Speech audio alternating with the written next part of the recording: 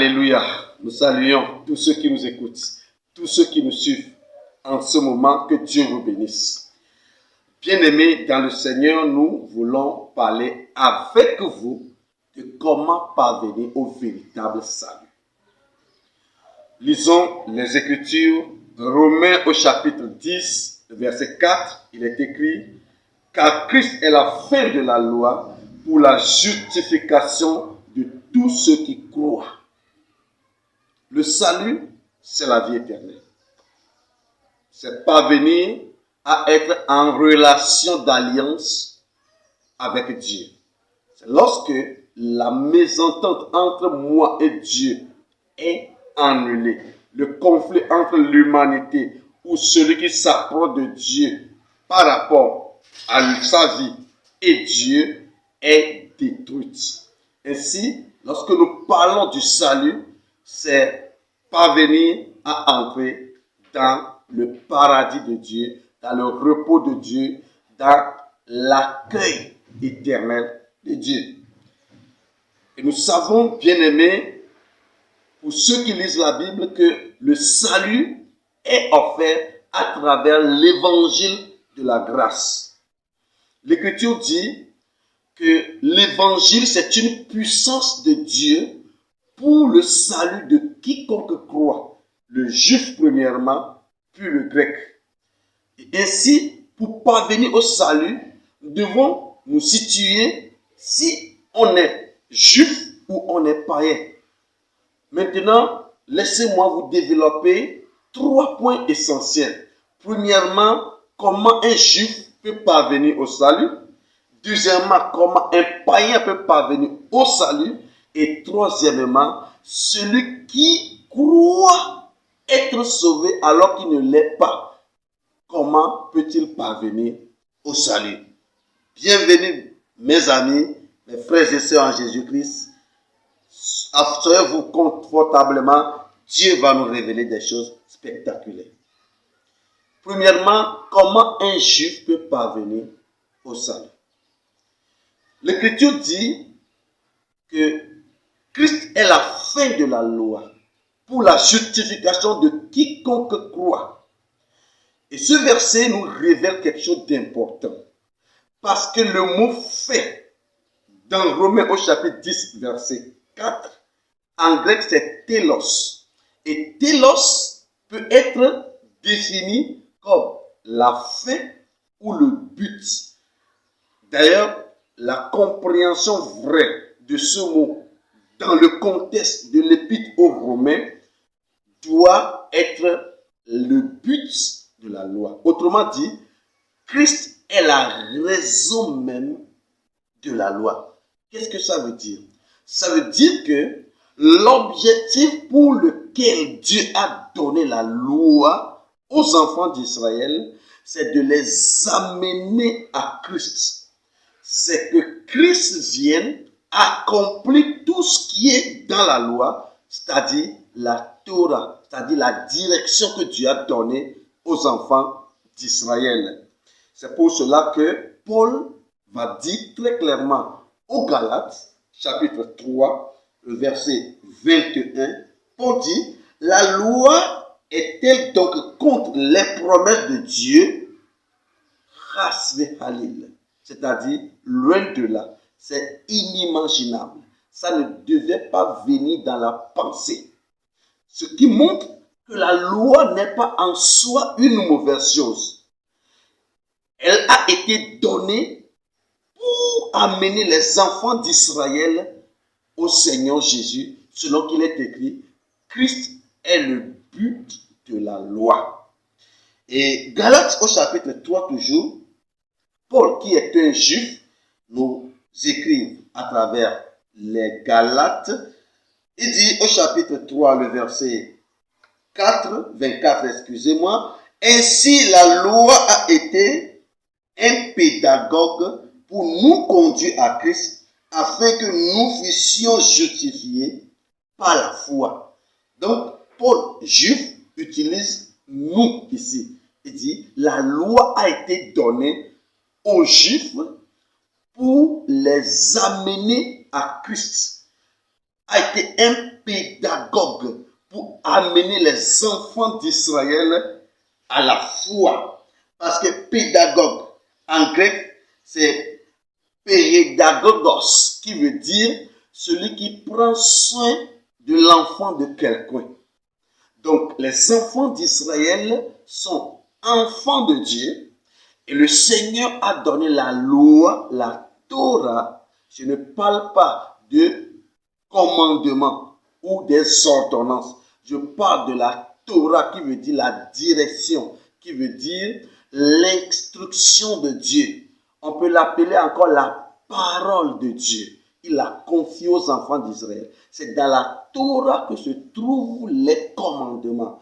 Et Dieu voulait que cette loi les amène à Christ. Car Christ est la fin de la loi, c'est-à-dire le but de la loi. C'est pour amener les enfants d'Israël au salut. Donc ce qui prouve ici à suffisance que le Seigneur Jésus est venu pour réaliser tout ce que la loi a dit, pour donner le vrai sens de la loi dans son application, afin d'offrir à tous ceux qui croient le salut, premièrement les Juifs. Ainsi, pour un Juif, lorsqu'il ne passe pas par la loi, il ne peut en aucun cas comprendre qui est Jésus-Christ. Car la Torah révèle la personne de Jésus.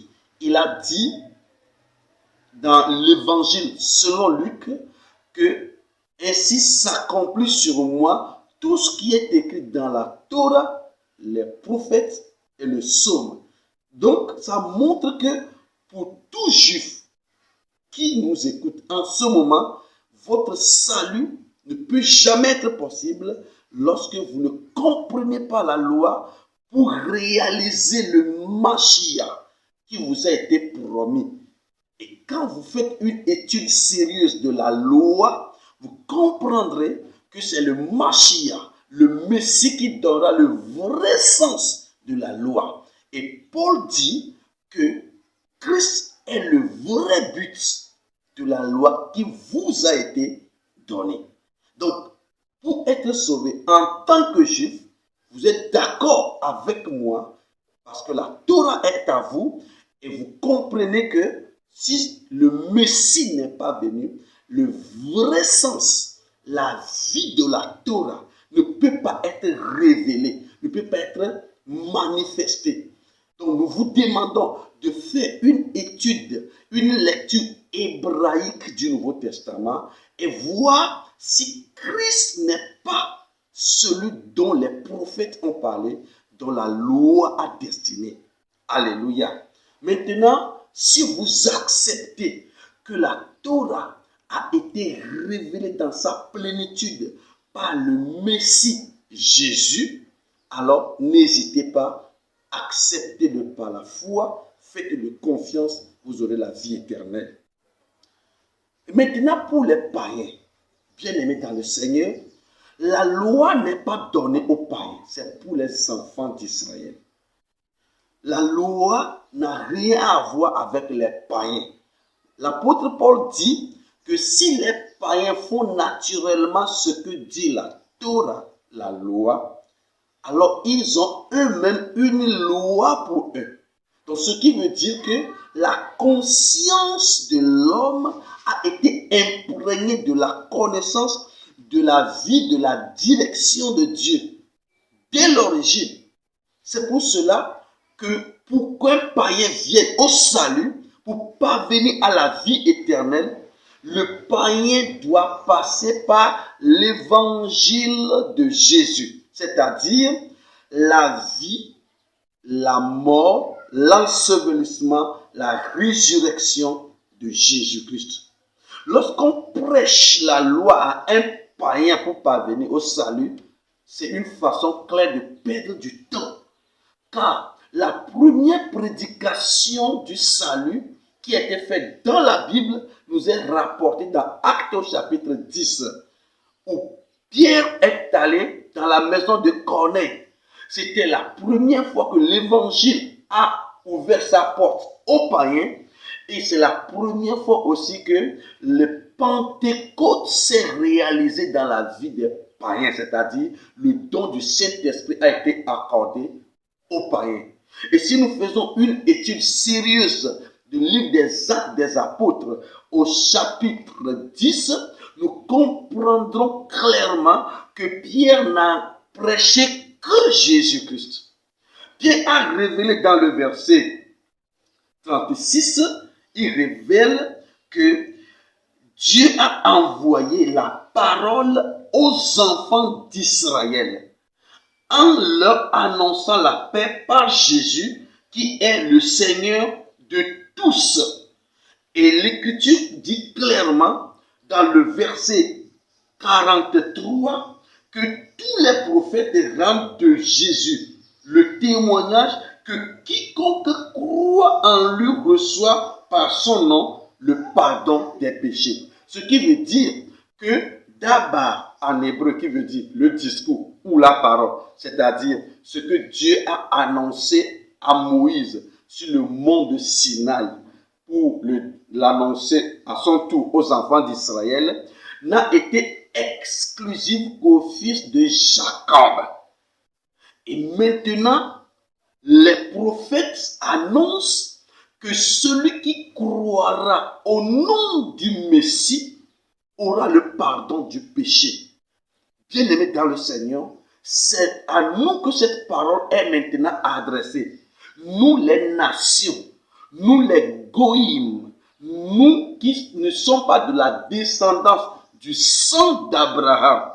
L'Écriture dit que pour qu'un enfant de Dieu qui est perdu, c'est-à-dire un enfant du monde qui est destiné au salut et la vie éternelle, il lui faut l'évangile de Jésus-Christ. Vous savez vous-même comment Dieu a oint du Saint-Esprit et de force Jésus de Nazareth qui allait de lieu en lieu, faisant du bien et guérissant tous ceux qui étaient sous l'empire du diable, car Dieu était avec lui.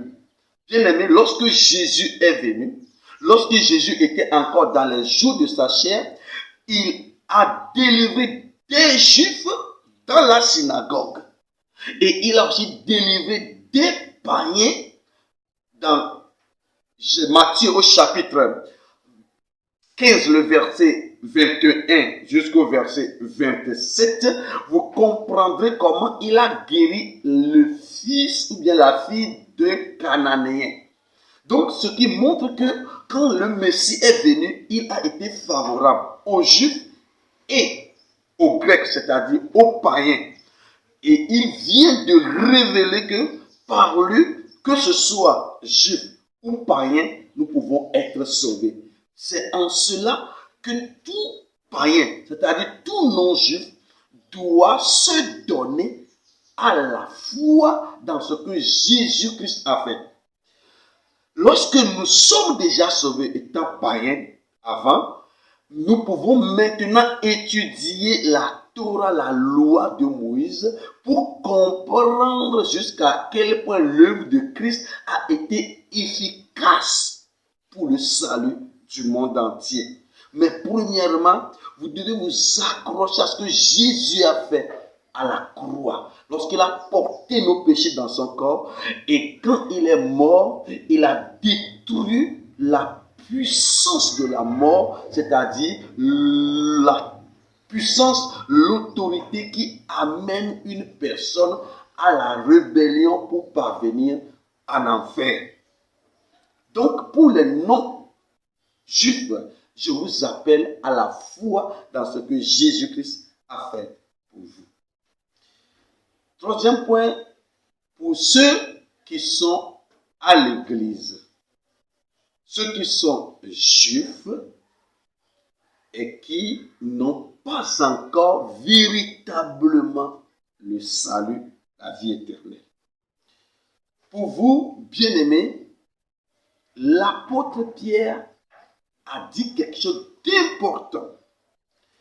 Dans 1 Pierre, au chapitre 2, le verset 2, Pierre dit, je lis le verset 2 à 3, désirez avec ardent comme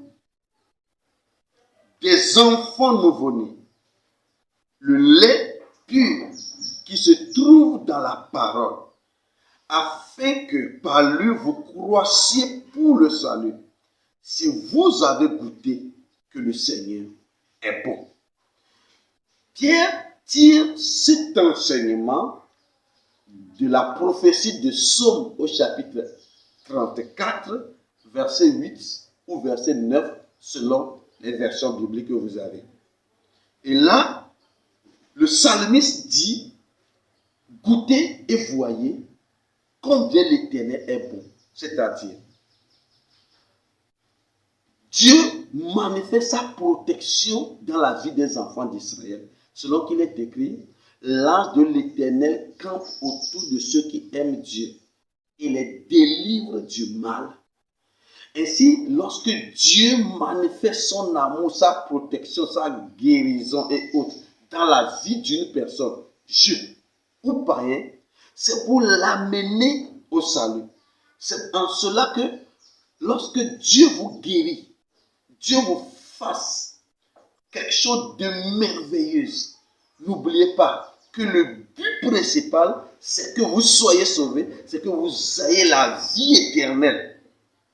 C'est pour cela que lorsque vous goûtez un don céleste, c'est-à-dire vous avez fait partie de ceux qui ont fait l'expérience des puissances du siècle à venir, ou les dons du Saint-Esprit en manifestation, eh bien vous devez par la suite vous intéresser au lait de la parole de Dieu, c'est-à-dire à l'évangile du salut en Jésus-Christ. C'est pour cela que, bien aimés, je vous donnerai quelques exemples. Par exemple, lorsque vous faites une expérience de miracle personnel, c'est-à-dire que Dieu fait quelque chose spécialement pour vous dans votre vie, que ce soit la guérison, la restauration dans tous les domaines de la vie, ou la délivrance, le secours dans des moments difficiles. Lorsque vous expérimentez un miracle de Dieu, n'oubliez pas que l'objectif c'est d'aller au-delà de ce miracle, c'est-à-dire le salut de votre âme, la place que Dieu réserve pour vous dans l'éternité. Luc au chapitre 17. Je vous demanderai de lire versets 11 à 19. Moi, je vais vous lire à partir du verset 17. Il est écrit, et Jésus prenant la parole dit, les 10 lépreux n'ont-ils pas été purifiés? Mais les 9, où sont-ils? Ne s'est-il trouvé que cet étranger, c'est-à-dire ce Samaritain, qui soit revenu pour donner gloire à Dieu? Et il lui dit, lève-toi, va, ta foi t'a sauvé. Dieu vient de manifester une assistance, une puissance dans la vie de 10 lépreux. Et 9 sont juifs et un samaritain, considéré par les juifs comme un étranger. Et l'Écriture dit que lorsqu'ils ont vu Jésus, ils lui demandent de les purifier. Et Jésus leur dit, allez-y, en allant, vous serez guéris. Et exactement cela s'est produit ainsi. Mais c'est seulement l'étranger qui est revenu à Jésus. Et lorsqu'il est revenu à Jésus, le Seigneur dit dans le verset 19, lève-toi, va, ta foi t'a sauvé. Ce qui veut dire qu'en plus d'être purifié de la lèpre, il est maintenant sauvé. Il a la vie éternelle. C'est pour cela que quand vous expérimentez un miracle dans votre vie personnelle, n'oubliez pas que ceci est arrivé afin que vous ayez la vie. Donc vous devez vous approcher maintenant de la parole du Seigneur, c'est-à-dire de l'évangile, de la foi dans le Seigneur Jésus-Christ. Alléluia. Deuxièmement, lorsque vous êtes témoin d'un miracle, c'est-à-dire vous êtes là et vous avez vu une manifestation.